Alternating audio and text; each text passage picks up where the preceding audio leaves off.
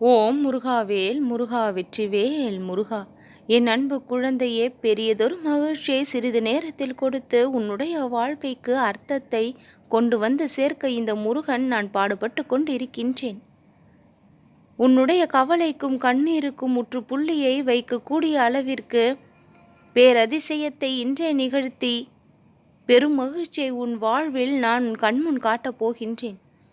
நம்பிக்கையோடு செயல்பட்டாய், விடாமுயற்சியை மேற்கொண்டாய்.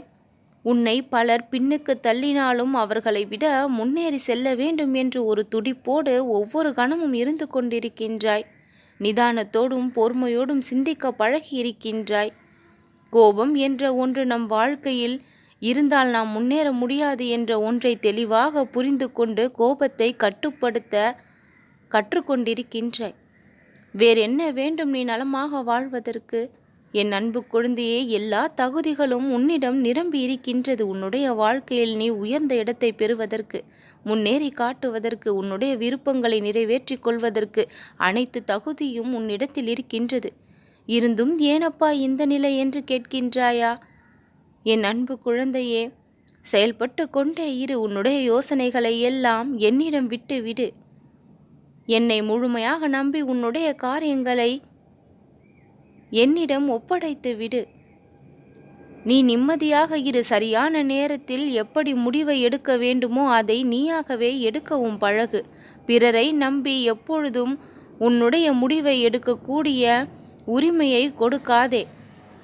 உன் வாழ்க்கை எப்படி சென்று கொண்டிருக்கின்றது, உன்னுடைய வாழ்க்கையில் என்னென்ன செய்ய வேண்டும் என்று எல்லாம் உன்னுடைய மனதிற்கு தான் அத்துபடியாக தெரிந்திருக்கின்றது. அப்படி இருக்கையில் எடுக்க வேண்டிய முடிவுகளையும் நீயாகவே எடுத்தால்தான் அது சரியானதாக இருக்கும்.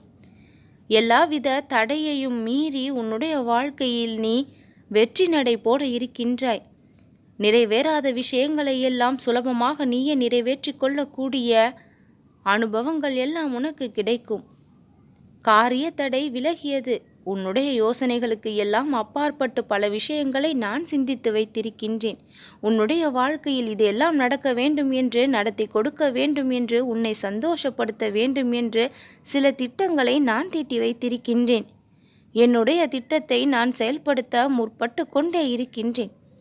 உன்னுடைய பாதையில் இருக்கக்கூடிய கற்களும் முட்களும் பூவாக மாறக்கூடிய நேரம் வந்து விட்டது. மிக மிக மகிழ்வான வாழ்க்கையை சந்தோஷத்தோடு சர்வ நிச்சயமாக நீ வாழ்ந்தே தீருவாய். நீ எதிர்பார்த்த அதே நிகழ்வுதான் உன்னுடைய இல்லத்தில் நடக்கப் போகின்றது.